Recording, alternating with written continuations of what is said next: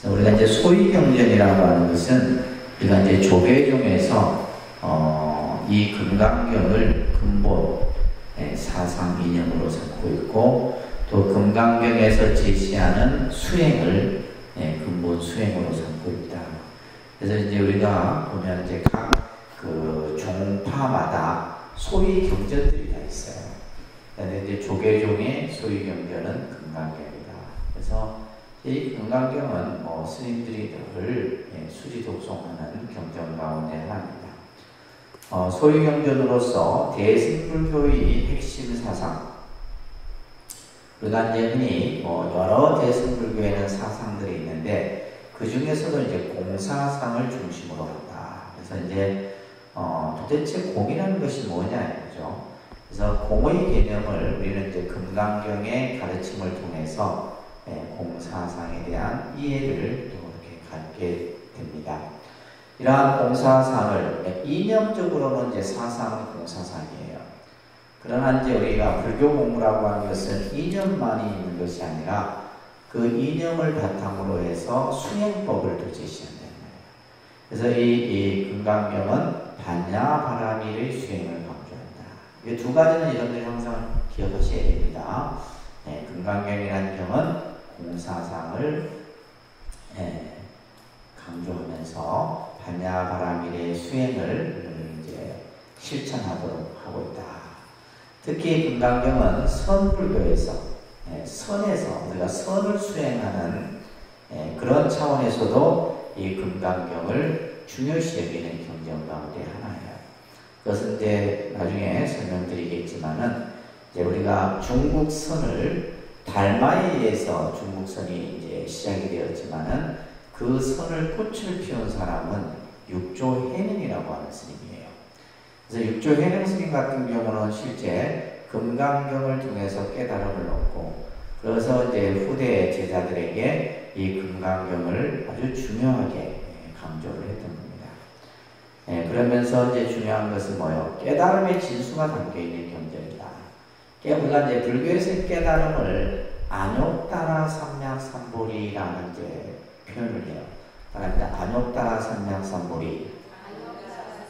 금강경을 공부하다 보면 이 안욕따라 삼략삼보리라는 말이 계속 반복이 돼요. 그래서 이 안욕따라 삼략삼보리, 말 그대로 뭐예요? 깨달음. 그 깨달음의 진수가 이 금강경 속에 담겨 있다.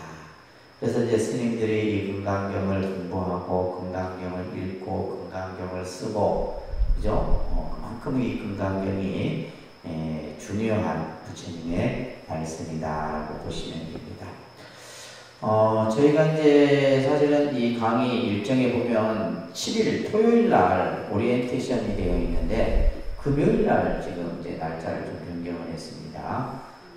금요일 날로. 그래서 여러분들은 저녁에 시간을 좀 내셔서 오시면 이제 여러 가지 이제 기본적인 우리가 이제 강의 전에 해야 되는, 그래서 사실은 8월 달에 했어야 되는데 또 여러분들 뭐 휴가 기간이 계신 분도 계시고 해서 이제 9월에 하게 됩니다. 전체 쭉 보시면 이제 10월 9일 날은 한글날이라서 그죠? 휴강을 하게 되고, 그 다음에 이제 중간에 한번 도방과 함께하는 산사의 부분도 아직 날짜는 조금 변동이 될 수 있을 겁니다. 그래서 이제 야간이기 때문에 이제 주간반 같은 경우는 이 강의 기간 동안에 이제 제일이 3번 정도 겹치게 돼서 주간반 같은 경우는 이제 1시에 강의를 하는데 저녁은 관계없이 그냥 강의가 진행이 될 겁니다. 아시겠죠? 그래서 이런 이제 일정으로 강의가 진행이 되고, 자, 오늘은 이제 여러분들 금강경 해제 유인물을 하나씩 나눠드렸어요. 그죠? 이걸 먼저 한번 좀 오늘 공부하도록 하겠습니다. 그래서 첫날이 가장 중요해요. 첫날 빠지면 중간에 이제 핵심 내용을 이제 좀 많이 놓치게 됩니다. 오늘은 이 프린트물을 중심으로 해서 조금 설명을 드릴게요. 금강경은 부처님의 일대 소설 중, 일대 소설이라는 말은 뭐예요? 부처님께서 49년 설법 가운데 이런 얘기예요. 그래서 일대 시교라고도 얘기를 합니다. 부처님의 설법을 일대시교라고 하는데, 그 중에서도 이제 뭐요? 이 금강경은 반야부에 속해 있는 경이다. 반야부 속해 있는. 자, 이게 보시게 되면 이제 스크린에 여러분 잘 보이시나요? 자, 잠깐 설명을 드리겠습니다. 그래서 우리가 이제 일대소설이라는 말도 하고 일대시교다 이런 말을 합니다. 일대시교. 일대시교. 부처님의 생애 가운데 부처님께서 우리들에게 선하신 그 가르침을 보통 우리가 이제 49년 설법이다 이걸 합니다. 몇 년요? 49년. 부처님이 80의 이제 생애를 사셨다라고 했을 때 49년. 그래서 이 49년 동안 우리 중생들에게 많은 가르침을 우리들에게 설해 주셨죠. 자, 그것을 이제 좀 정리를 좀 잠깐 하고 여러분들이 이제 이해를 하셔야 됩니다. 제일 처음에 이제 부처님이 설하셨던 경전이 화엄경이에요. 이 화엄경이 설해졌던 시기를 화엄시다 얘기해요. 화엄시. 그래서 이 화엄경은 불교의 사상의 꽃이죠. 가장 어떻게 보면 이 화엄경은 이제 부처님이 깨달음의 산내 속에서 설해 놓은 경전이에요. 그러니까 이제 뭐 사상적으로도 굉장히 조금 어렵고, 경전 권수도 거의 뭐 80권 정도, 80파운, 40파운, 뭐 이런 식의 이제 권수만 해도 상당하죠. 그래서 이제 스님들 같은 경우는 이제 통도사나 해인사 이런 데서는 마지막 4학년에 배우는 과목이 화엄경이에요. 그래서 1년 내내 뭐만 책장만 넘겨도 1년이거든요. 네, 그 정도로 방대한 경전이 이 화엄경이에요. 그래서 이제 화엄경을 이제 부처님께서 21일 동안 설해요. 37, 21일 동안 선정 속에서 설해요. 근데 이 화엄경은 독특한 것이 부처님이 직접 설하는 것이 아니라 보살이 등장해서 경설합니다. 그래서 이제 이런 것들은 나중에 여러분들이 이제 불교 공부를 많이 하시게 되면, 그죠? 볼 수 있는 그런 인연이 더 되겠죠. 그런데 문제는 뭐냐면 이 화엄경을 중생들이 이해할 수가 없어요. 이해하지를 못하고 이게 도대체 무슨 말인가. 그래서 다시 부처님께서 중생들이 쉽게 이해할 수 있는 경전을 설하는데 그 경전이 아함경이에요. 그래서 이것을 아함시라고 합니다. 아함시. 이런 것들은 이제 사실은 자꾸 반복하면서 여러분들이 머릿속에 정리가 돼야 됩니다. 그죠? 그래서 이거는 얼마를 설하시냐? 아함 12 해서 이 아함경은 12년을 설해요. 아함경은 12년. 그래서 이제 이 아함경전은 우리 중생들이 들으면 쉽게 이해할 수 있는 것들이에요. 어떤 얘기냐? 법에 대한 얘기라든지 윤회에 대한 얘기, 뭐 전생의 그러한 인연에 대한 얘기, 또 선업을 지어야 된다는 얘기, 또 복을 지어야 된다는 얘기, 이런 얘기들. 쉽죠, 그죠? 그래서 이것을 12년 동안 설하게 되는데, 여러분들 혹시 들어보셨어요? 법구경이라는 경전, 법구경이나 수타니파타, 이제 이런 경전들이 아함부 경전에 속해요. 이 경전도 굉장히 많습니다. 굉장히 분량이 많아요. 그러니까 우리가 불교 공부가 끝이 있어요, 없어요? 여러분들이 죽을 때까지 해도 몇 개 경전 못 봐요. 그러니까 우리가 정신이 멀쩡할 때 그래도 경을 계속해서 보려고 하셔야 돼요. 그래서 아함경을 이제 이 아함시죠, 그죠? 아함부 경전을 몇 년간 설했다? 12년. 그 다음에 이제 부처님이 방등부 경전을 설하게 되는데 이것을 방등시라고 해요. 대표적인 경전을 든다면 뭐 원각경 이런 경전들이 방등부 경전에 해당돼요. 그래서 이것은 8년 정도에 걸쳐서 설하시게 됩니다. 8년 정도. 그 다음에 이제 설하신 경전이 우리가 지금 공부해야 될 반야 경전이에요. 그것을 반야시라고 해요. 반야시. 그래서 일대 시, 이 시자가 들어간 거예요. 시교. 그래서 화엄시, 아함시, 방등시, 반야시. 그래서 이게 이제 반야경이죠. 그죠? 몇 년간 살았냐면 21년을 살아요. 몇 년요? 21년. 가장 오랫동안 부처님이. 그러니까 49년 설법의 거의 반을 이 반야부 경전을 쓰겠다. 그만큼 중요한 거예요. 그래서 이 경전이 교재에도 나와 있지만은 본수로 보통 우리가 반야부 경전을 얘기할 때 600부 반야다 이런 말을 해요. 몇 부 반야? 우리 반야신경 할 때 배우셨죠? 기억나세요? 희한하지. 그걸 그런 걸 잘 까먹어요. 까먹으라 하는 건 안 까먹고 잊어버려서는 안 되는 거는 잊어버리고 그냥 쓸데없는 것들은 머릿속에 기억이 들고 그죠? 21년을 살았다. 21년을 설하시고 그 다음에 마지막 설하는 것이 법화열반시예요.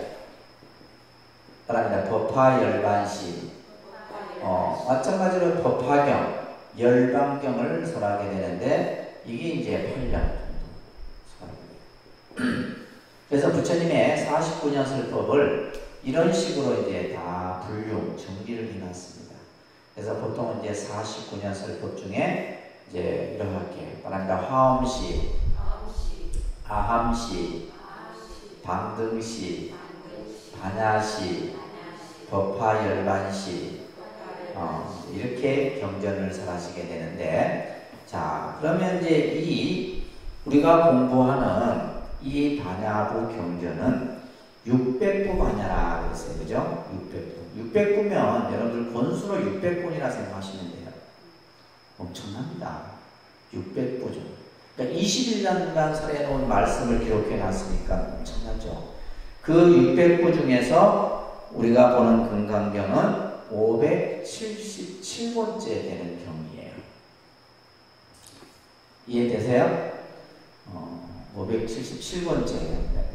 자, 여기 보시게 되면 여기 스크린 한번 보세요. 반야부 경전이 정리를 해놓은 건데 부처님께서 21년을 설하고 그 권수가 600부 반야예요. 설하신 장소는 4군데에서 써요. 설하신 장소는 4군데고 법회가 이루어진 횟수가 16번 법회가 이루어지게 됩니다. 21년간. 그 중에서도 이 금강경이 두 번째 장소 제9번 설법에서 이 금강경을 설하셨다. 이제 우리가 이제 금강경 설해진 곳이 이제 기수국 고독은 기원정사예요. 기원정사. 기원정사도 부처님이 한 26년 정도 머물렀던 정사입니다. 그래서 우리가 이제 아까 지금 밑에 여기 이제 지금 뭐냐면 중림정사예요. 기원정사. 여기는 이제 중림정사. 그래서 이 두 곳이 이제 부처님이 거의 오랜 기간 동안에 그래서 이 기원정사 같은 경우는 거의 20년 넘게 부처님이 머물러셨던 곳이고 이 중림정사도 이제 오랫동안 머물렀던 곳이에요. 자, 그래서 금강경은 두 번째 장소인 기원정사에서 이때 9번째 법회가 이루어지고 그것을 기록해 놓은 경전 권수가 577번째다. 이렇게 이제 먼저 여러분들이 이해를 하셔야 됩니다. 아시겠죠? 자, 그러면서 이 금강경은 전체 우리가 아까 강의 계획서에도 봤듯이 전체가 32분으로 구성이 되어 있어요. 그래서 여기는 강의 계획서 한번 보세요. 제일 먼저 법회 임용문부터 시작해서 선언 기청분, 대승 종종분에서 마지막에 이제 32분이 응하 비신분. 이렇게 이제 하나의 경전임에도 불구하고 이거를 또 나눠놨어요. 이 나눠놓은 사람이 누구냐? 양나라 무제태, 소명태자라고 하는 태자가 그러니까 이제 이 금강경은 정말 많은 사람들이 역사적으로도 이 금강경에 대해서 아주 관심이 많았던 거예요. 그래서 양나라 무제 소명태자가 이 금강경을 32분으로 구성을 하고 뿐만이 아니라 이제 우리가 보면 대승불교 시대의 대표적인 보살이 용수보살, 무착, 세친보살 이런 보살들이 나와요. 그래서 무착보살 같은 경우는 도솔천의 미륵보살에게 금강경을 이해하도록 하는 81가지의 계송을 받아서 이제 이 금강반야바라밀 경론 두 권을 또 이 무착보살이 전설을. 그러니까 우리가 예를 들면 이제 금강경을 연구하려면 이 책을 봐야 됩니다. 논이기 때문에. 이것은 어떻게 보면 금강경을 하나하나 풀어놓은 거예요. 그러니까 이것까지는 다 보지 못하죠. 저희 동국대학교 뭐 박사과정 정도 되면 이제 이걸 봐야 되는 거죠. 이 금강반야바라밀 경론을 가지고 금강경을 하나하나 이해하고 용어에 대한 이해라든지 이런 것들을 해야 됩니다. 이것은 이제 무착보살이. 이 세친보살도 마찬가지로 금강경론 3권을 조소를 합니다. 특히 이제 이 금강경에는 이 등장하는 수몰이라고 하는 제자가 부처님의 말씀을 들으면서 27가지 의심을 갖게 돼요. 그 의심을 하나하나 끊어버리도록 하는 내용이 바로 이 금강경론 3권에서 나와요. 그러니까 이 금강경은 뭐 여러 정말 뭐 보살을 비롯한 많은 사람들이 이 금강경을 에 대해서 연구를 했다라고 보시면 되고, 우리 교재에도 나오고 있지만은 이 금강경은 6본이 유통이 되고 있어요. 그러니까 한 본이 아니라 시대적으로 계속 이 금강경을 연구하고 번역하고 책으로 만들었다 이거예요. 그래서 지금 여기 보면 요진 시대 때에 구마라집이라고 하는 스님이 400년 이제 금강반야바라밀경을 번역을 하게 돼요. 이 구마라집 스님은 유명한 분입니다. 이 구마라집 스님을 데려오기 위해서 당시 나라 간에 전쟁이 일어날 정도로, 그래서 서로 이 구마라집 스님을 자기 나라에 모셔서 가르침을 듣기 위해서 왕들이 전쟁을 일으킬 정도로 이 구마라집 스님은 인도 스님이에요. 인도 출신의 스님인데 언어의 능통을 해서 인도의 산스크리트 범어를 중국 한자로 번역을 한 거예요. 지금 우리가 보는 금강경이 구마라집 스님이 번역을 한 겁니다. 무슨 말인지 아시겠죠? 그래서 이 본이 어떤 거에 따라서 달라요. 그래서 두 번째 본을 보게 되면 부기시대 때 보리유지라고 하는 스님이 535년에 또 금강반야바라밀경을 또 번역을 해요. 그러니까 번역본이 여러 본이 있다 이런 얘기 쉽게 이렇게 이해를 하시면 됩니다. 또 진나라 때 진제라는 스님이 금강반야바라밀경을 또 번역을 해요. 여러분들 밑에 그 프린트물에 각 주에 이렇게 쭉 작은 글씨가 되어 있어요. 돋보기 꽤 그 다음에 수나라 때 달마급다라고 하는 스님이 590년에 금강능당 반야바라밀경을 또 번역을 해요. 그 다음에 당나라 시대 때 현장이라고 하는 스님이 648년에 대반야바라밀경을 또 번역을 합니다. 이렇게 특히 이제 이 현장 스님도 여러분들이 많이 들어보셨죠? 현장 스님은 현장 스님은 중국 스님이에요. 중국 스님인데 저 인도에 가서 부처님 경전을 구해다가 다시 장안에 와서, 그 당시 이제 수도가 중국의 수도는 장안이었으니까 장안에 와서 부처님 경전을 번역을 합니다. 이 현장 스님을 우리가 이제 그 여러분들 서유기에 나오는 현장 선장법사가 이분이에요. 현장. 그래서 서유기에 등장하는 손오공이라든지 사오종 저팔계는 뭐예요? 스님이 이제 저 인도에 가서 경전을 가지고 구해올 때 항상 옆에서 이렇게 스님이 무사히 경전을 번역할 수 있도록 했던 그런 내용의 스토리가 이제 서유기 스토리예요. 그 인물이 바로 현장 스님입니다. 그래서 현장 스님이 이제 대반야바라밀경. 그래서 우리 여러분들 아까 독송했던 반야심경 있죠? 반야심경은 현장 스님이 번역한 거예요. 현장 스님이 번역입니다. 그 다음에 당나라 때 의정이라는 스님이 또 695년에 불설 능강 반야바라밀경이라는 경을 이렇게 이제 또 번역을 합니다. 자, 그렇게 여러분들 이해를 하시면서 먼저 이제 경명을 조금 잠깐 볼게요. 경명. 이 경명이 참 중요합니다. 경명. 자, 따라합니다. 금강반야바라밀경. 금강반야바라밀경. 여러분들 그 경전 공부하는 동안에는 공책을 하나 꼭 가지고 다니세요. 눈으로 보는 것은 그죠? 나가는 순간 잊어버립니다.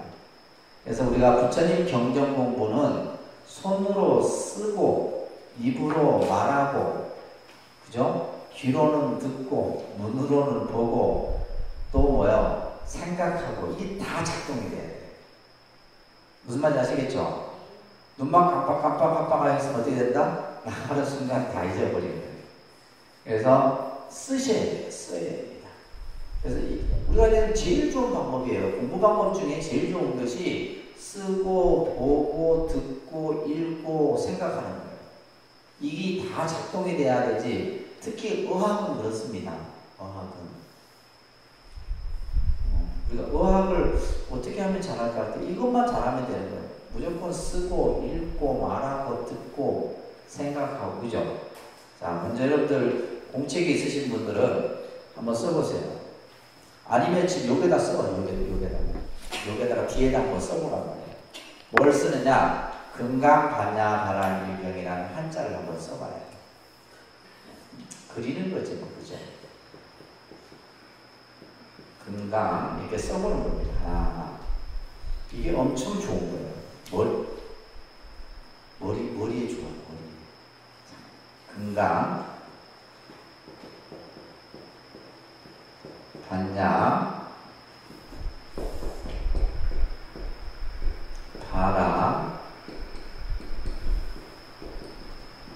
밀 경 금강 반야 바라 밀경 쓰셨어요? 자꾸 써야 돼. 어렵다 생각하지 말고 잘 쓰고 뭘 쓰고 중요한 게 아니라 그냥 그리면 돼.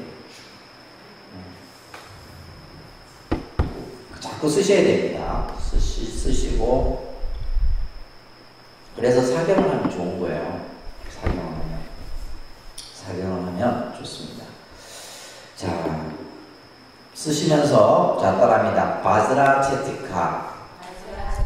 바즈라 체티카 이게 금강이란 뜻이에요. 금강. 바즈라 체티카. 이제 지금 밑에 지금 바즈라 체티카 프라주냐 파라미타 수트라 이거는 뭐예요? 인도 범어예요. 인도 범어를 이제 그러니까 지금 요게 지금 바즈라 체티카 프라주냐 파라미타 수트라를 이걸 뭘로 이렇게 구마라집 스님이 금강반야바라밀경 이렇게 번역을 했다 이 말이에요. 그래서 이제 이 번역을 할 때 이렇게 번역이 되는 것도 있지만은 반야 파라밀 이거 같은 경우는 그냥 프라주냐 파라미타 이걸 그대로 이렇게 옮겨 그것을 음역이라고 한다고 했어요. 그죠? 자, 여기서 이제 중요한 단어가 바로 뭐냐면 금강이에요. 금강 반야. 그래서 읽을 때 이렇게 읽어야 돼요. 금강 반야 이렇게 읽으면 안 되고 금강 반야. 아닙니다. 금강 반야. 이거 끊어 있는 것도 중요합니다. 끊어 있는 것도. 그래서 우리 스님들 같은 경우는 이제 한문을 이렇게 볼 때 끊어 있는 것이 잘못되면 이 사람이 한문을 모르는 거예요. 한문을 모르는 거예요. 그래서 우리가 그냥 금강반야 이렇게 하면 안 되고 금강반야예요. 반야 이 지금 핵심은 요거예요. 반야 때 어떤 반야냐? 금강반야다 이런 얘기예요. 금강반야. 자, 이 금강이라고 하는 것은 우리가 금이라고 하는 것은 어떤 성질을 가지고 있어요? 첫째, 이 금은 빛이죠. 밝게 반짝반짝 빛난다 이 말이에요. 이건 뭘 뜻해요? 광명을 뜻합니다. 어둠 속에서도 금은 반짝반짝 파랗게 빛납니다. 그죠? 그래서 이 그런데 금인데 금만 쓰는 게 아니라 뒤에 이 강자를 써요. 금강석 같다 이런 말 하잖아요. 금강석 같다. 깨지지 않아요. 스스로는 어떠한 물체에 의해서 깨지지 않지만은 이 금강은 뭐예요? 다른 어떤 것도 다 깨뜨릴 수 있는 게 금강이에요. 이 개념 이해하시겠어요? 첫째, 이 금이라고 하는 것은 밝은 광명, 아주 환한 광명을 얘기해요.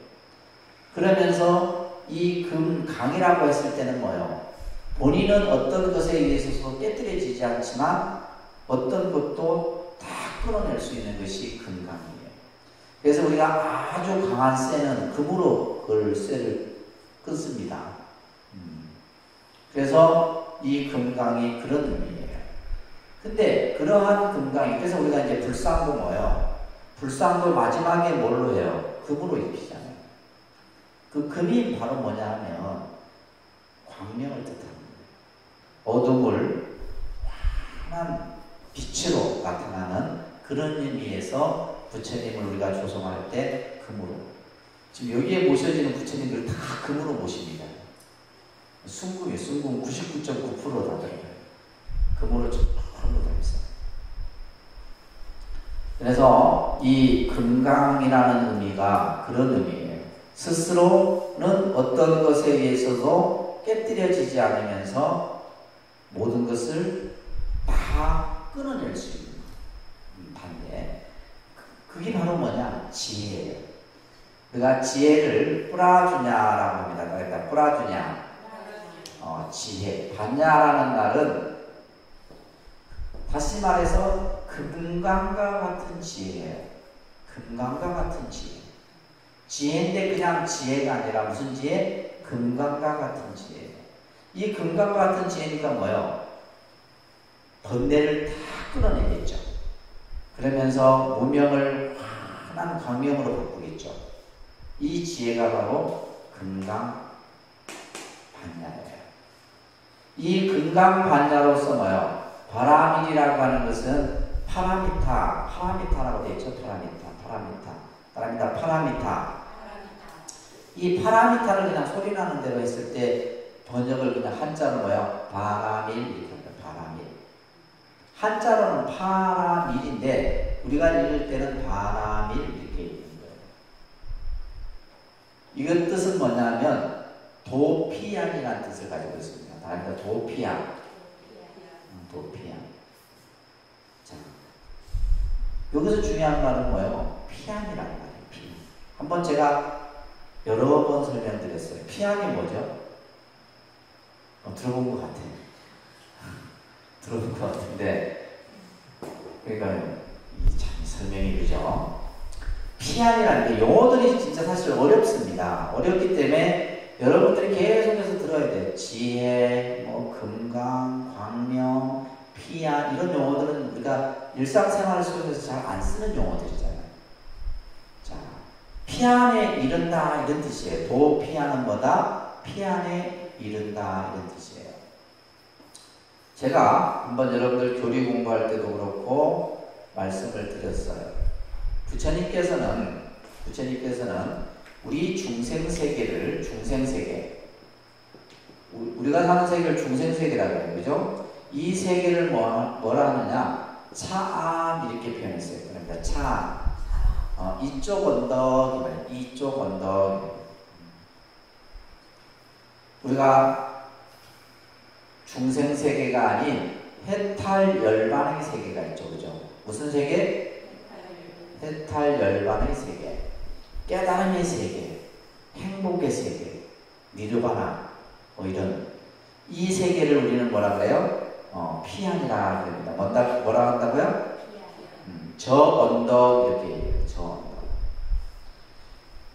이 바람이란 말이 이게 어떻게 보면 불교의 모든 것을 다 설명하고 있는 뜻이에요.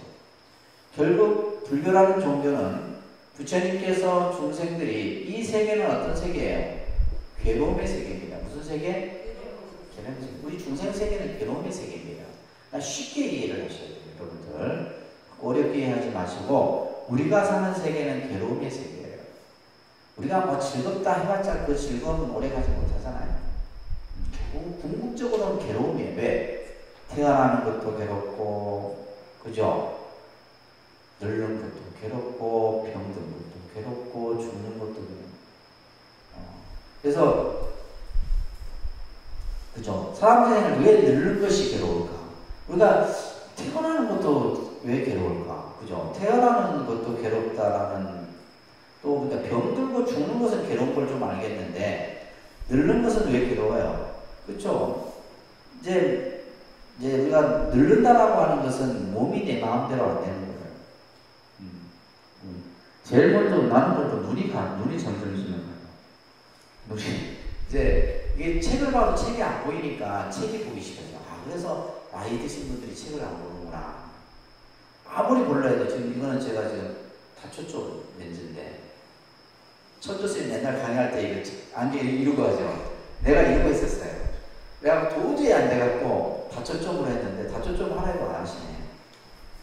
다초점 하면 그나마 좀 보여요. 근데 어지럽지 않습니다. 렌즈를 좋은 거 하면 어지러워요. 그러니까 내가 이제 예전에는 학교에서 맨날 강의할 때 안 보이는 맨날 안경을 위로 올리는 거예요. 근데 그것도 보기 싫더라고요. 그래갖고 이제 다초점 렌즈를 했는데 그냥 눈이 이제 가는 거예요. 눈이 가고 그죠? 아침에 일어나니까 막 사지유시 말을 안 듣고 그래. 이게 늙는 거예요. 늙는 거고 그 다음에 뭐 생각도 오락가락하고 어제 기억도 뭐 날까 말까 괴로운 거죠. 그래서 우리 중생세계는 뭐다? 괴로운 세계다. 부처님이 그렇게 보신 거예요. 근데 제가 봐도 그래요. 우리 중생세계는 뭐다? 괴로운 세계다. 근데 이 괴로움의 세계에서 해탈 열반의 세계가 있단 말이에요. 그 세계가 무슨 세계? 피안이다. 그러면 이 세계는 어떤 세계예요? 영원한 행복의 세계입니다. 결국 우리가 살아가는 삶의 목적이 뭐예요? 행복을 추구하는 거잖아요. 그러니까 불교는 뭐냐면 괴로움에서 영원한 행복의 세계로 가는 것이 불교의 목적입니다. 그것을 우리는 뭐라고 해요? 해탈이라고 해요. 해탈. 괴로움에서 벗어났다 이런 뜻이에요. 그래서 이 차원에서 피안에 이르는 이것을 뭐라 한다? 파라미타라고 얘기합니다. 그러한 해탈에 이르는 길을 말씀하신 경을 이제 그 말씀을 경이라 수트라라고 얘기합니다. 수트라. 자, 그래서 여러분들 교재에 보시게 되면 자 같이 프린팅하는 것 같이 본 것 따라서 큰 소리로 하지 않니다. 금강과 같이 견고하고 예리하며 어둠에서 빛을 내는 지혜의 배를 타고 그래서 우리가 이제 반야영선이라는 말 들어보셨죠? 반야영선. 우리가 저 해탈의 세계로 열반 극락의 세계로 가기 위해서는 이 반야영선을 타야 돼요. 이것이 지혜의 배예요. 지혜의 배. 근데 그 지혜의 배가 어떤 지혜냐? 금강과 같은 지혜예요. 그래서 이 금강은 뭐예요? 견고, 부서지지 않습니다. 또 어떤 것도 다 부술 수 있다는 말이에요. 그러면서 환하게 빛을 발하는 그 지혜의 배를 타고 따라합니다. 미용의 세계인 생사의 기슬에서 생사의 기슬이라는 말은 그죠? 이 언덕이다 이 말이에요. 이쪽 세계, 우리 중생 세계예요. 그래서 괴로움의 세계예요, 그죠? 이 세계에서 뭐요? 깨달음의 세계인 열반의 기슬은 이 열반의 기술은 뭐라 그래요? 피안이라 합니다. 뭐라 한다고요? 피안. 이게 하나하나 정리해두면 이제 내가 공부가 정리가 되는 거죠. 그죠? 이 세계에 이르는 진리의 말씀이 바로 금강, 반야, 바람. 금강, 반야, 바람일경. 다른데 금강, 반야, 바람일경. 그러니까 이 금강경이라는 경이 뭐예요? 우리를 어디에 이르게 하는 부처님의 말씀이다? 해탈 열반의 세계에 이르게 하는 말씀이다. 이게 금강경이에요. 그러니까 금강경을 들으면 모든 중생이 전부 이 금강 반야의 지혜의 배를 타고 저 해탈 열반의 세계에 이르게 하는 그러한 말씀이 이 금강경 속에 담겨 있다. 특히 이제 앞에서도 얘기했듯이 이것이 한역으로는 6번이 있다 그랬어요. 그죠? 우리 앞에 봤죠? 그죠? 6번이 있으며 구마라집 스님이 번역한 본이 널리 알려져 있다. 그래서 우리가 보고 있는 것이 구마라집 본입니다. 금강경은 불임문자를 표방하는 선가에서도 중요시 선을 하는 분들도 이 금강경을 반드시 의지한다는 거예요. 금강경의 가르침을. 또한 널리 세계적으로 알려져 있어요. 그래서 금강경을 다이아몬드 수트라라고 해요. 다이아몬드 수트라. 특히 뭐 영어로, 일어로, 불란서어로 다 번역이 되어 있습니다. 그래서 지금도 세계 유럽인들이 가장 좋아하는 불교 경전 다이아몬드 수트라예요. 금강경이에요. 이거는 뭐 세계적인 베스트셀러입니다. 우리 불자들이 별 관심이 없지. 좀 지식이 있다 하는 사람들은 금강경을 항상 봅니다. 금강경에 대한 관심이 많다 이 말이에요. 자, 이러한 경이 바로 금강경인데 이 경의 전반적으로 흐르고 있는 사상이 바로 일체개공. 말합니다. 일체개공. 이것을 공사상이라 합니다. 무슨 사상? 공사상. 일체개공 공사상이에요. 자, 우리가 이제 이 공이라는 것이 참 어려운 겁니다. 공이라는 이 개념이 쉬운 개념은 아니에요. 그래서 여러분들이 금강경을 공부하고 또 여러 경전들을 보면서 이것이 공이구나라는 것을 이제 이해를 해야지 불교를 조금 이제 이해를 하게 되는 거예요. 자, 일체개공이다. 일체개공이라는 말은 모든 것은 다 공이다 이런 말이에요. 일체는 다 공이다. 그죠? 공. 이 공자가 공활공, 뭐 빌공 이렇게 뭐 한자로 우리가 이제 표현하는데 제 법명에 이 들어가 있잖아요. 공자. 저희 스님이 왜 이 공자를 넣느냐? 불교 사상의 핵심이다. 그래서 공이라는 이 글자를 제 본명속에 넣었는데 이 공사. 이 공이라는 말은 수냐예요. 수냐라는 이 인도의 범어를 이제 한자로 공 이렇게 이제 표현합니다. 근데 중국 사람들은 이 공이라는 한자보다는 그죠? 어떤 글자를 더 선호해요? 무자를 선호해요. 무라는 글자를 더 선호합니다. 그래서 우리가 반야심경에도 공이라는 글자는 하나도 안 보여요. 전부 무예요. 무, 안이비, 설신의, 무, 색성양, 위촉범, 무한계, 대지, 무의식계, 무무명 전부 무예요. 그러니까 우리가 이제 이 공이라고 하는 것은 텅 비어있다. 텅 비어있다. 텅 비어있다라는 말은 없다라는 말이 아닙니다. 텅 비어있는 상태를 우리는 무슨 상태라고 해요? 진공 상태라고 해요. 무슨 상태? 그죠? 진공이라고 그러잖아요. 진공. 텅 비어있는 거예요. 텅 비어있다라는 말은 아무것도 없다라는 말이 아니에요. 텅 비어있기 때문에 우리는 그 안에 무엇이든 채울 수 있다라는 거예요. 근데 이제 많은 사람들이 공을 뭐냐 하면 이 무라는 글자를 생각하다 보니까 이 무자는 무슨 무자예요? 없을 무자예요. 그러니까 항상 유무의 무의 개념으로 생각하는 거예요. 있다, 없다. 그러니까 없다라고 하는 것은 부정으로 우리가 생각합니다. 근데 이 한자로는 없을 무자지만은 이것은 부정의 뜻이 아니에요. 반야경에서 나오는 이 무자는 부정의 뜻이 아니다. 있는 것이 아니다 이런 말이에요. 뭐다? 있는 것이 아니다 이런 뜻이에요. 우리는 있다고 생각하지만 그건 있는 게 아니다 이 말이에요. 그러면 없는 것이냐? 없는 것도 아니다 이런 뜻이에요. 어렵죠? 있는 것도 아니고 없는 것도 아니면 그건 뭐냐? 그건 뭐예요? 있는 것도 아니고 없는 것도 아니다. 부처님께서는 연기다. 뭐라 얘기했다고요? 연기다. 그래서 공과 연기는 같은 개념이에요. 공과 연기는 뭐다? 같은. 연기적 공이다. 이렇게 나와요. 교육 공부할 때 배웠잖아요. 기억이 안 나서 그렇지. 그다음에 연기는 곧 공이다. 이거 꼭 기억하세요. 수학 공식처럼. 연기는 공이고 공은 연기다. 아주 중요한 핵심 개념이에요. 어째서 연기가 공이고 공이 연기일까? 그죠? 이걸 공부를 계속 해야 됩니다. 연기라는 말은 무슨 말이에요? 모든 것은 인연에 의해서 만들어지고 인연에 의해서 없어집니다. 이걸 연기라고 합니다. 연기는 뭐라고요? 우리가 용어를 알면 그 용어에 담겨있는 뜻을 알아야지.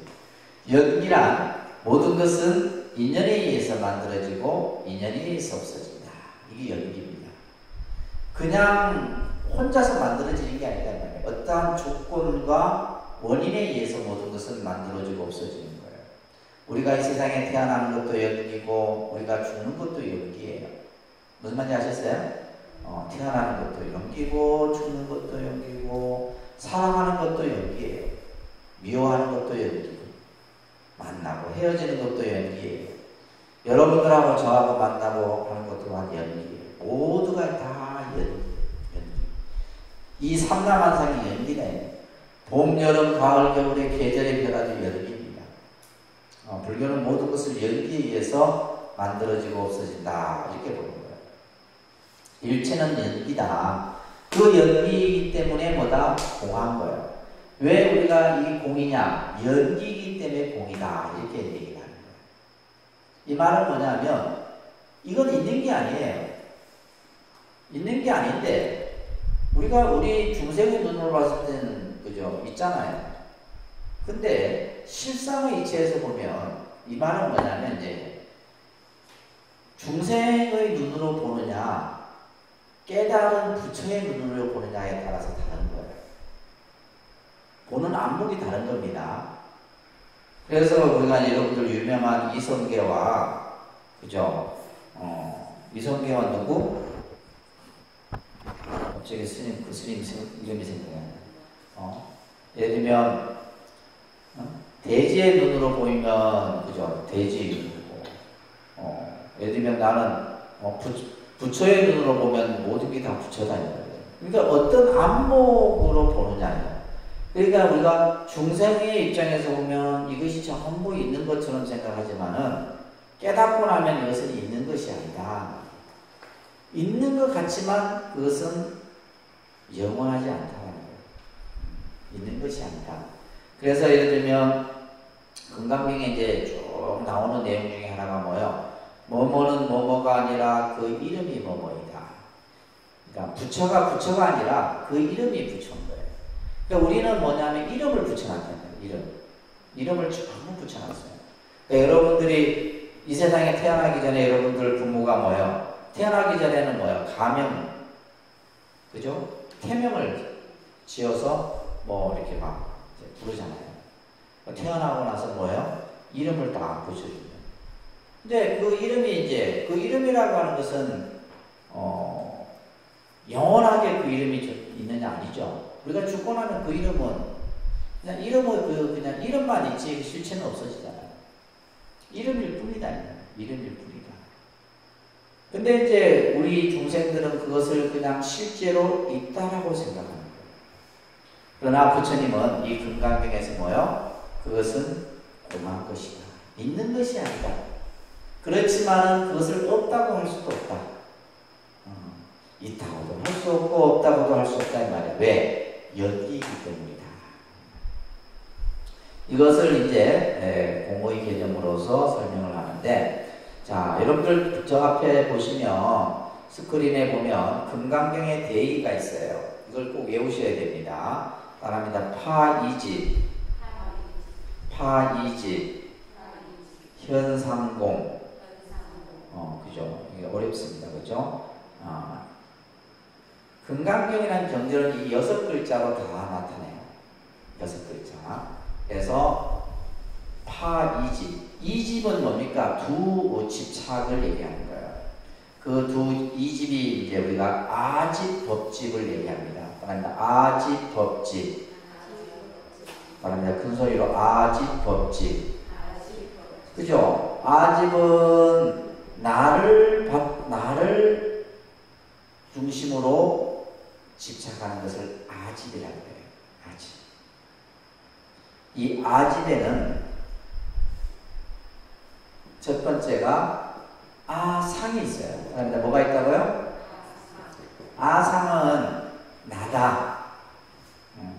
나다라는 것이 아상이에요. 그러니까 우리가 이제 흔히 뭐 좀 쉽게 이해하자면 여러분들 스스로가 생각하는 자존심, 이게 아상이에요. 그래서 여러분들 그죠? 자존심 건들면 제일 기분 나쁘죠? 사실 근데 없어요. 없는 건데 굳이 이것을 우리 스스로 생각을 해서 만들어내는 거예요.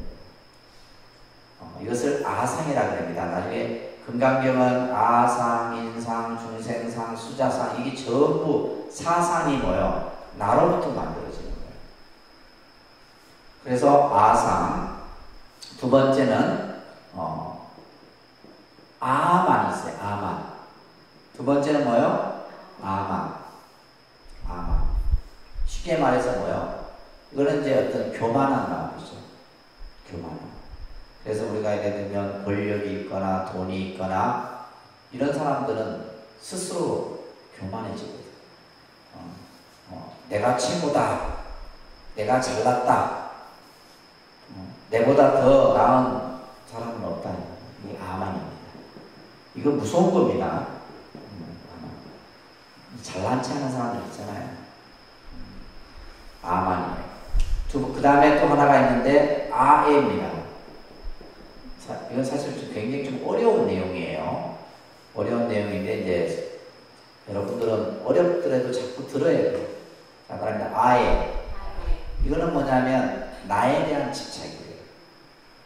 그래서 이거는 쉽게 얘기하면 우리가 이제 지나친 자기에 대한 애착. 그래서 대표적인 예로는 뭐예요? 성형중독 같은 뭐 고쳐도 마음에 안 들어 계속 고치는 거예요. 이거는 아에가 굉장히 강한 겁니다. 아에가 무슨 말인지 아셨어요? 아에.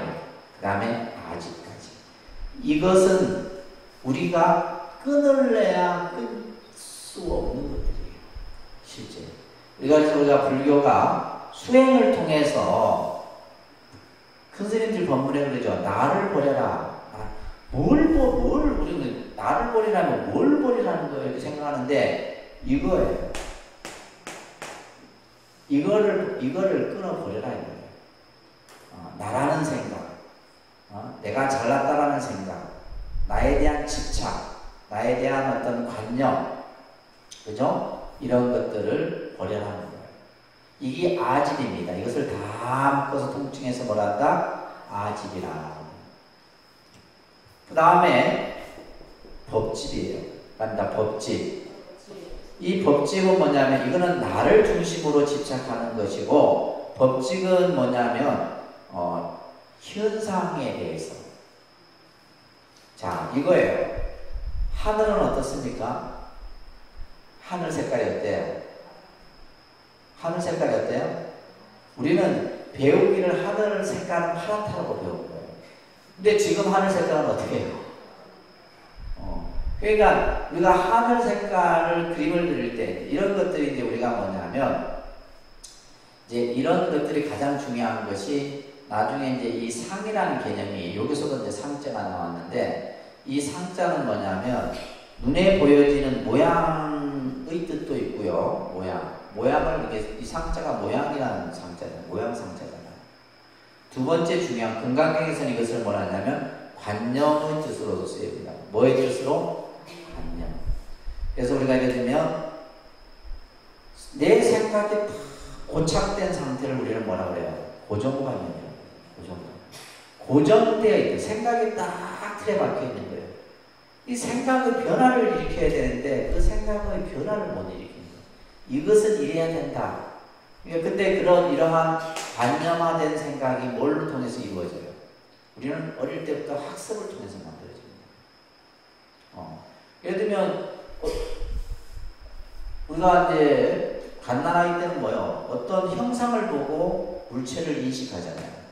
그래서 그림 이런 것들이 여러분들 어릴 때 그죠? 자녀들 막 벽에다 그림 같은 거 쭉 붙여놨다면 그걸 보고 이건 뭐야? 아 이거는 비행기. 그러면 그 아이가 커서 그렇게 생긴 거는 비행기라고 인식하는 거예요. 그래서 또 이제 예를 들면 그림을 그릴 때 아 하늘색은 파란색이야. 하늘색은 파란색이야. 하늘이 파란 것만은 아닌데 그죠? 이런 것들에 대한 생각의 관념을 건강에서 뭐라 한다? 상이라고 합니다. 아셨죠? 그래서 우리가 법집이라고 하는 것은 객관 대상에 대해서, 객관 현상에 대해서 이것은 이렇다라고 생각하는 그것을 이제 법집이라는 거예요. 이 두 가지를 뭐 하라는 거예요? 부숴버려라. 깨뜨려버려라. 나라는 것에 의해서 만들어진 집착, 현상의 생각 속에서 만들어진 하나의 어떤 모습들, 이것을 다 부숴버려요. 우리가 예를 들면, 이거는 우리는 지금 늘 제가 말씀드리지만, 이거는 우리는 컵이라고 합니다. 이 컵이 처음부터 컵이었나요? 그렇죠? 이걸 누가 이거 컵이라고 그랬어요? 그렇죠? 이게 물을 담아서 먹는 것을 우리는 뭐 그냥 컵이라. 예를 들면 우리 이 컵이라는 용어는 외국어잖아요, 그죠? 명칭들이 있을 거 아니에요, 그죠? 근데 이것이 실제 지금 컵이냐? 근데 컵이라고 우리는 뭘 한 거예요? 이름을 붙여놓은 거예요. 이건 컵이다. 왜 그러냐면 만약에 이게 지금 딱 깨져버려요, 땅에 떨어져서. 그러면 지금 컵이었는데 깨진 상태를 컵이라 합니까? 컵이라는 것은 없어져 버린 거예요. 그렇잖아요, 그죠? 예. 그렇기 때문에 무엇은 무엇이다라고 하는 이런 개념이 바로 뭐예요? 법칙이에요. 뭐뭐는 뭐뭐다. 그런데 부처님께서는 뭐뭐는 뭐뭐가 아니라 그 이름이 뭐뭐이다. 부처는 부처가 아니라 그 이름이 부처이고 중생은 중생이 아니라 그 이름이 중생이다. 이 금강경에서 쭉 나오는 내용 중에 하나입니다. 그래서 아직과 법칙을 부수고 현삼공이라고 했어요. 그죠? 삼공을 나타내라. 공을 드러내라. 일체가 공함을 드러내라. 그 공이 첫 번째가 뭐냐면 아공입니다. 그러면 아공. 나라는 것은 공한 거예요. 실체가 없는 거다. 나라고 하는 것은 실체가 없어.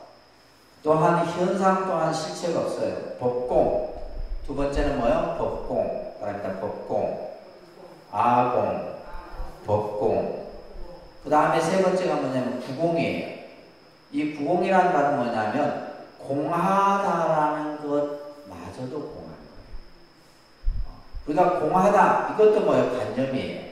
그렇기 때문에 그 공하다라는 것마저도 공해버리는 것, 이게 바로 뭐다? 구공인데 이것을 삼공이라고 합니다. 뭐라 한다고요? 그래서 이 삼공을 드러내는 공의 이치를 드러내는 것이 바로 금강경의 대의입니다. 따라합니다. 파이지, 현삼공. 그래서 금강경은 우리들이 가지고 있는 이분법적인 사고, 이게 현대의 학문은 이분법적인 사고를 갖습니다. 이분법적인 사고는 뭐예요? 항상 모든 것을 둘로 나누고 참과 거짓으로 나누고 나와 너로 나누고 옳고 그름을 나누고 선과 악으로 나누고 그죠? 여자와 남자로 나누고 너와 나라 전부 모든 것을 둘로 나누고. 그래서 여러분들의 사고는 항상 그렇기 때문에 우리가 살고 있는 사회 구조도 늘 뭐예요? 좌파다, 우파다, 보수다, 진보다 맨날 나누어서 싸우고 있는 거예요. 그래서 이러한 이분법적인 사고는 밑에 우리 이제 스크린에 나와 있듯이 유무, 자타, 선악, 좋다, 싫다, 뭐 이런 것들 전부. 그러니까 우리가 예를 들면 사람을 보더라도 그 사람이 좋은지 싫은지를 먼저 생각을 하게 돼요. 그죠? 또 예를 들면 음식을 먹어도 맛있다, 맛없다라는 것을 가리게 돼요. 우리 생각이 그것을 항상 이분법적으로 무엇을 나누려고 해요. 그런데 불교의 사고는 이분법적인 사고를 지향하는 것이 아니라 원흉적 사고예요. 그러니까 예를 들면 나와 너가 따로 없고 선과 악이 따로 없는 거예요. 좋다 싫다 없어요. 맞다 틀리다 없다 이 말이에요. 그래서 제가 예를 들면 우리가 절집안에서도 이제 흔히들 이제 보살님들이 절에 와서 절에 좀 다니고 이런 분들 이거는 이래야 돼. 이것은 이래. 이거 뭐요? 본인이 생각할 때 이래야 되는 거지. 내가 볼 때 그래 안 해도 돼요. 예를 들면 우리가 뭐 절에 들어올 때 예를 들면 꼭 예를 들면 양말을 신어야 돼. 근데 저 동남아는 양말 안 신잖아요. 신던 양말도 벗고 들어가야 된다는 거예요. 신고 못 들어가요. 그러니까 그것은 그때그때 상황에 따라서 달리 적용되는 것인데 우리는 뭐냐면 자기 생각들 속에서 이것은 이래야 되고 그거는 뭐 잘못됐고 이렇게 되는 거예요. 우리 부처님 법안에서는 잘 되고 잘못된 것도 없어요. 그러니까 그 말은 뭐냐면 시비를 빠지지 말라는 얘기예요. 시비. 옳다 그르다라는 것을 그죠. 근데 여러분들 집에서도 다 그러잖아요. 무엇이 옳고 무엇이 틀리고 내 생각이 옳고 네 생각은 틀리고 맨날 시비 가지고 다툰다 이 말이에요. 그게 제일 어리석은 거예요. 옳고 그름도 없고 나다 너도 없는 거예요. 그러면 금강경은 우리에게 이것을 가르쳐주기 위한 거예요. 뭐냐? 실상의 모습을 바로 보는 것이 금강경의 참 뜻이에요. 실상의 모습. 따라합니다. 실상의 모습. 실상의 모습은 참모습이에요. 이 세상을 부처님께서는 어떻게 봐라? 그죠? 모든 것은 공이다. 모든 것은 연기다. 라고 보라는 말씀을 이 금강경을 통해서 우리에게 하고 있는 겁니다. 이 얘기 들어도 그게 안 되죠? 이 얘기를 수백 번 들어도 그 생각이 안 일어납니다. 왜? 이것은 이론으로 되는 게 아니에요. 아까도 우리가 처음 얘기했듯이 뭐예요? 반야바라밀의 수행을 통해서만이 공을 체득할 수 있고 공을 깨달을 수가 있는 거예요. 그러니까 반야바라밀의 수행을 갖추지 아니하면 이것은 이치로 따지는 게 아니에요. 이치로 이해될 수 있는 게 아닙니다. 자, 그래서 여러분들 다시 프린트물로 돌아오시면 이 공사상이라 하지만은 공이라는 글자는 한 글자도 없다 이 말이에요. 그런데 경의 전체적 대의를 나타내는 무상과 무주의 내면에 흐르고 있는 것이 바로 공의 개념이에요. 나중에 이제 무상, 무주 이런 개념들을 공부를 할 겁니다. 우리가 금강경에 보게 되면 이런 구절이 있어요. 따라합니다. 범소유상, 계시화망, 약견 재상비상, 즉견열애 이런 개송들을 사구계라고 해요. 사구계는 중요한 구절이다 이런 뜻이에요. 그러니까 금강경에서 사구계 하면 핵심 내용이라고 보시면 됩니다. 범소유상이라는 말 여러분들 그 다음 페이지에 아마 해석이 되어 있죠. 그죠? 보시면 모양을 가지고 있는 모양이 있는 것들 그죠? 범소유상 무릇 모양을 가지고 있는 것은 다 뭐하다? 허망하다. 다 뭐하다고요? 허망이라는 말은 뭐예요? 있는 것이 아니다. 있는 것처럼 보이지만 그것은 뭐다? 말 그대로 헛되고 거짓된 것이다. 허망이라는 말은 뭐다? 헛되고 거짓된 것이다. 있는 게 아니다. 모양을 가지고 있는 모든 것들은 다 그렇다. 우리도 마찬가지예요. 이 인간의 육신도 허망한 거잖아요. 그렇죠? 예를 들면 이 우주도 허망한 거예요.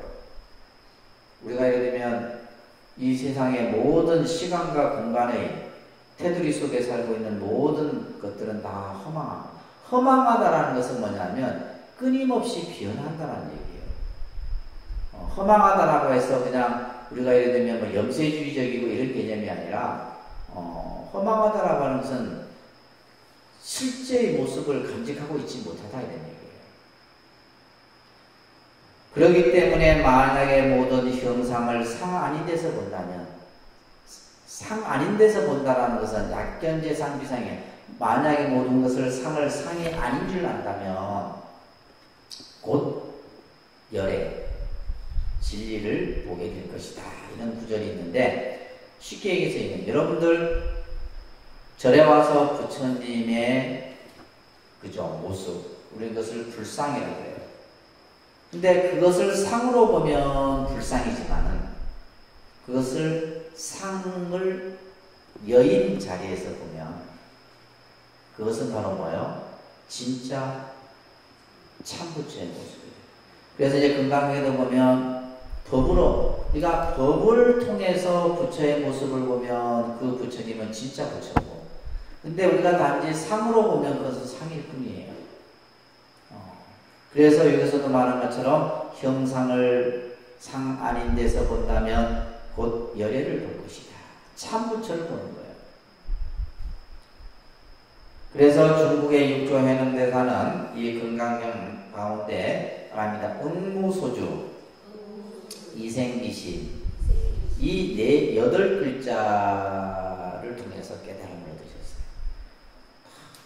금강경을 듣는데 응무소주 이생기심이라는 구절에서 그냥 다 깨달은 거예요. 이 우주의 모든 이치를 이 8글자 속에서 깨달았다.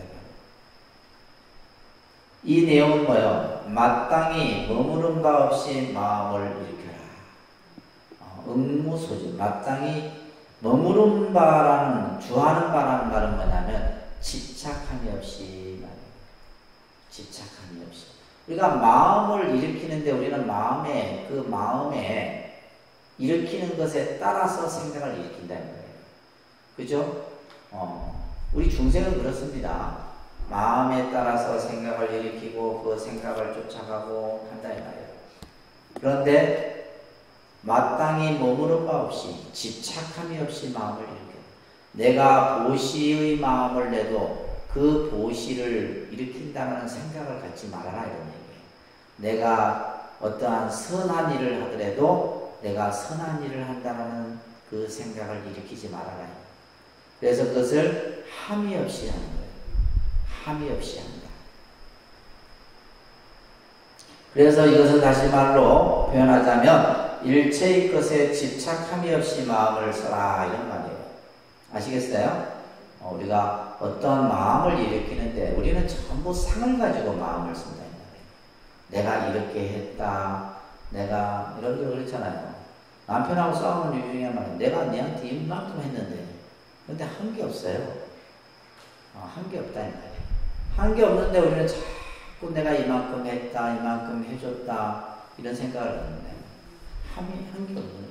그러니까 우리가 했다는 생각을 갖는 순간부터 우리는 뭐예요? 괴로움이 시작이 됩니다. 여러분들 봐보세요. 처음 여러분들 남편하고 연애할 때는 별로 괴로운 일이 별로 없었죠. 근데 결혼하면서부터 괴롭죠. 그걸 왜 그러냐면 우리의 생각 속에 이 사람은 내 사람이다. 다시 말해서 소유의 관념이 만들어져 버린 거예요. 소유의. 그러니까 연애만 하면 괜찮을 텐데 이제 소유의 관념이 생기니까 어떻게 돼요? 내 뜻대로 돼야 돼. 내 생각대로 돼야 돼. 그래서 괴로움이 생기는 거예요. 갈등이 생기는 거고. 그냥 자식도 뭐예요? 내 자식이다. 내 자식. 내 자식이라는 생각을 갖는 순간부터 뭐예요? 괴로움이 생기는 거예요. 모든 것이 다 마찬가지입니다. 모든 게. 그냥 우리 스님 하면 괴로움이 안 생기는데 내 스님 하면 괴로움이 생깁니다. 스님도 우리 스님 하면 괴로움이 안 생긴다 이 말이에요. 근데 내 스님, 나만의 스님 하는 순간부터 괴로움이 생깁니다. 그래서 이게 참 부처님 법이 기가 막힌 아주 우리의 살아가는 진리를 얘기를 합니다. 그래서 집착함이 없이 마음을 써라. 집착하지 말고 마음을 써라. 그 집착하지 말라는 말은 상을 두지 말아라. 내가 무엇을 했다. 내가 이만큼 해줬다. 라는 생각 없이 해야 되는데 우리는 그 생각을 가지고 있잖아요. 그래서 육조회능 스님은 금강경의 가르침을 바탕으로 답니다. 무상으로 종을 삼고 무주를 체를 삼는다고 했듯이 일체의 가상을 부정하고 모든 집착을 끊어 머무름 없는 실상의 도리를 말하고 있다. 그죠? 부처님께서 우리 중생들에게 그렇게 어려운 얘기를 하신 게 아니에요. 부처님이 이 49년 설법의 핵심이 이거예요. 어떻게 하면 중생들이 스스로 그 괴로움에서 벗어나느냐. 괴로움의 세계에서 어떻게 벗어나. 근데 괴로움의 원인이 왜 생기느냐. 그죠? 왜 생겨요? 그냥 공부했잖아요. 집착하기 때문에 생기는 거예요. 괴로움이 왜 생긴다고요? 집착하기 때문에. 내 것이 아닌데 내 거라 생각하고, 그죠? 모든 것을 나의 입장에서 그냥 주관적으로 생각하고, 이것은 이것이다 이렇게 만들고 하다 보니까 생기는 거예요. 그래서 우리는 예를 들면 살면서 돈에 대한 집착, 자식에 대한 집착, 명예에 대한 집착, 권력에 대한 집착, 집착이에요. 이 집착으로 인해서 모든 괴로움이 생겨요. 근데 우리 중생은 그것을 못 끊습니다. 이것을 이론적으로 끊을 수 있는 게 아니에요. 뭘 통해서만이? 반야바라밀의 수행을 통해서만이 끊을 수 있다. 아시겠어요? 그래서 불교는 마지막에 반드시 행을 얘기해. 어떻게 닦아야 하느냐. 닦음을 얘기를 합니다. 이론만 얘기하는 것이 아니라 마지막에는 닦음을 얘기하는 거예요. 그래서 집착을 끊어서 머무름이 없는 실상의 도리, 이 실상의 도리가 바로 참된 진리를 말하는 겁니다. 자, 경은 금강경 전체의 내용에서 공의 이치를 가장 잘 터득한 수보리와 부처님의 대화로 이루어지고 있어요. 그래서 그 장소는 기수국 고도원이라고 하는 이 기원정사라고 하는 곳에서 이제 어느 날 부처님이 제자들과 저 마을에 탁발을 갔다 오셔서 발을 씻고 자리에 앉아서 공양을 다 마친 후에 수보리가 이제 자리에서 일어나서 부처님께 묻는 대화로 이루어집니다. 자, 내용 중에 보면 부처님이 이런 얘기를 하세요. 따라합니다. 선남자 선여인이 안욕따라 삼락 삼보리를 발했을 적에 어떻게 머물러야 하며 어떻게 그 마음을 항복시켜야 하느냐. 이렇게 이제 묻는 거예요. 다시 말해서 너희들이 깨달음의 마음을 일으켰을 적에 그 마음을 어떻게 머물러야 한다는 말은 마음을 어떻게 가져야 하느냐, 마음을 어떻게 잘 가져야 하느냐, 또 그 마음을 어떻게 다스려야 하느냐 이거예요. 그래서 이 금강경은 마음을 중심으로 서해지는 가르침이에요. 마음을 어떻게 가져야 하느냐, 그죠? 우리가 세상을 살면서 마음을 어떤 마음으로 살아야 하느냐 이거예요. 이 얘기를 하는 겁니다. 어떤 마음으로 살아야 하고, 어떻게 마음을 다스려야 하고, 어떻게 마음을 써야 하느냐 이걸 얘기하는 것이 바로 금강경이에요. 이해되십니까? 이것만 이해하시면 돼요. 금강경은 우리가 세상을 살면서 어떤 마음으로 살아야 하느냐, 또 마음을 어떻게 잘 다스려야 하느냐. 그죠? 요즘 우리 현대사회는 현대인들에게 가장 중요한 것이 마음 다스리는 거죠. 마음을 못 다스리면 그냥 인생 종치입니다. 그래서 마음을 잘 어떻게 다스려야 하느냐. 또 하나는 뭐냐? 마음을 어떻게 잘 써야 하느냐. 마음을 쓰는 것을 용심이라고 합니다. 용심. 마음을 어떻게 잘 써야 하느냐. 마음을 어떻게 잘 닦아야 하느냐. 이런 내용들이 이 금강경 속에서 서려집니다. 그래서 첫째, 수주, 머무르고 닦음의 물음에 대해서 어디에 마음을 머무를까? 어떻게 수행을 해야 할까? 마음을 어떻게 닦아야 하느냐? 마음을 어떻게 닦아야 하느냐? 또 마음을 어떤 마음을 가져야 하느냐라고 했을 때 금강경에서는 네 가지 마음을 가져라 이렇게 되어 있어요. 네 가지 마음을 가져라. 첫째는 따라합니다. 광대심, 제일심, 상심, 부전도심. 여기 핵심입니다. 나중에 본문에서 더 설명드리겠지만 이 네 가지 마음을 가져라. 그리고 어떻게 닦아야 하느냐에 대해서는 뭐예요? 반야바라밀의 마음을 닦아라.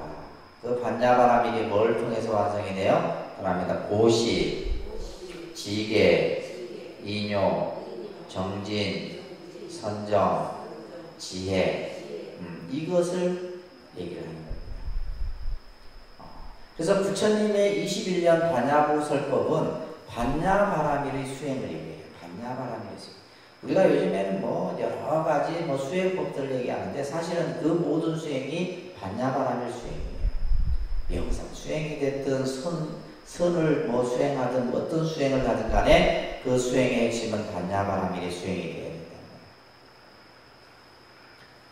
그러면서 금강경에서는 만약 보살이 아상인상 중생상 수자상 따라합니다. 아상인상 중생상 수자상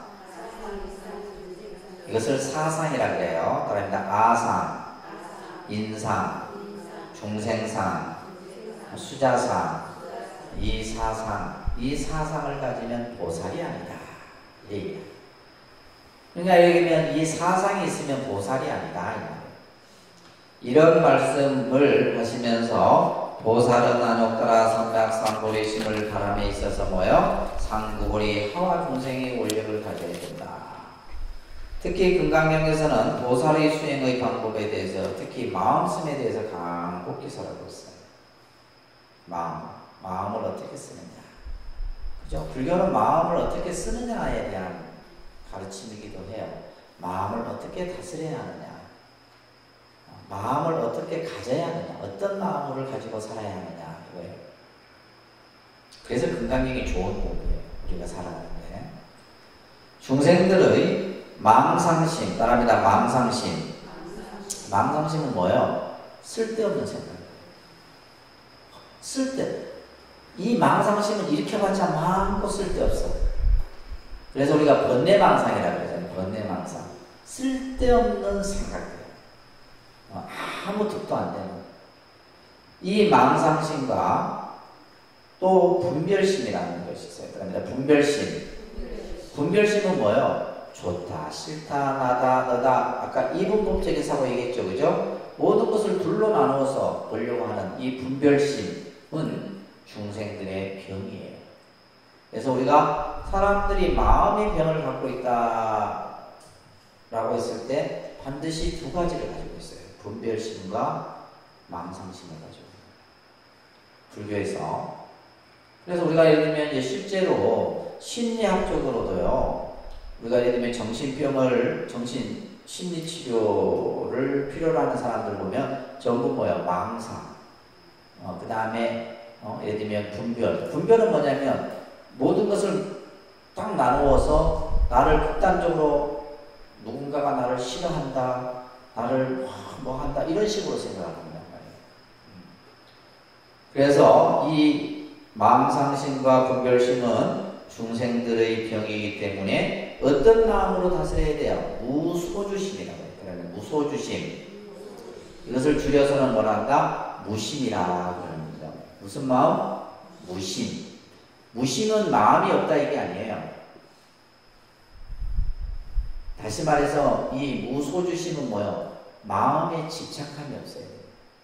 해도 행바가 없어야 돼. 해도 행바가 없고 합의 없이 하는 마음. 이게 바로 무심이에요.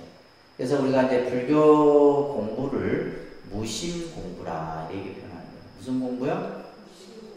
그렇죠? 우리가 모든 어떤 생각이나 관념이나 모든 것들을 우리가 그죠? 무심하게 보면 내 마음의 병이 생길 일이 없는 거예요.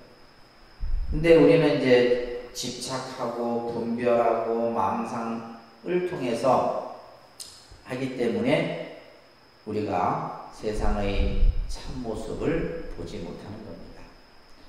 아까도 얘기했듯이 금강경은 구마라집의 역본으로서 전체 32분으로 구성이 되어 있고, 그죠? 소명태자의에서 이 32분이 구분되어졌다라고 언급을 했습니다. 특히 이 금강경은 중국 불교에서 우리가 6번 금강경을 잠깐 봤잖아요. 그죠? 능당, 금강, 반야바라밀경이라는 경명으로도. 그래서 능당이란 말, 능이 끊는 거예요. 능이 뭐예요? 번뇌, 망상, 집착, 중생의 어리석음을 바로 금강, 반야의 지혜로서 끊어버리는 의미에서 능당 금강반야가 한일경 이런 경도 중국 불교의 역사 속에서 등장을 합니다. 자, 그런 내용이 이제 바로 금강경이다라고 보시고 이제 저희가 앞으로 이번 학기 동안 금강경을 좀 잘 공부해서 여러분들이 마음을 어떻게 내가 잘 쓰고 마음을 잘 다스리고 마음을 그죠? 정말 부처님의 마음을 닮아갈 수 있도록 그렇게 공부를 하셔야 됩니다. 어려우세요?